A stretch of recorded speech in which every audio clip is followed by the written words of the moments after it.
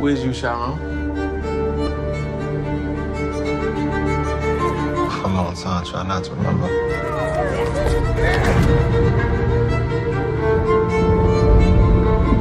Try to forget all those times. Salut, c'est Decade. Salut, c'est Siana. On vient de voir Moonlight et on va vous en parler en 5 points.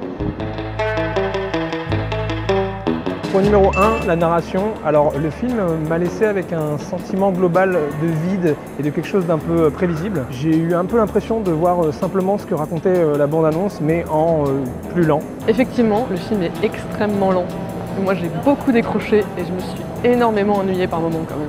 Point numéro 2, la mise en scène. Alors d'un côté on a quand même une très belle mise en scène avec vraiment un très grand sens du détail et une immersion assez forte dans l'univers des personnages. Mais d'un autre côté, j'ai eu un peu le sentiment que Barry Jenkins suit le guide du petit cinéaste indépendant qui a envie d'avoir un Oscar, avec beaucoup de plans séquences, des plans caméra épaule et beaucoup de violons qui font pleurer. Alors c'est un film quand même bien réalisé, il faut le reconnaître, mais moi il y a quand même certains mouvements de caméra qui m'ont carrément sorti du film et j'ai plus l'impression de voir un exercice de style oscarisable. Point numéro 3, le sujet. Alors le sujet c'est un des gros points forts du film parce qu'effectivement ce sujet précis a été rarement abordé au cinéma, mais là encore le problème c'est que selon moi il est traité de manière légèrement superficielle et aurait mérité un traitement un peu plus profond. Alors c'est vrai qu'on a un sujet quand même assez fort dont il faut parler et on peut parler au cinéma, sauf que là je trouve qu'il a été pas trop bien abordé et assez maladroitement exploité.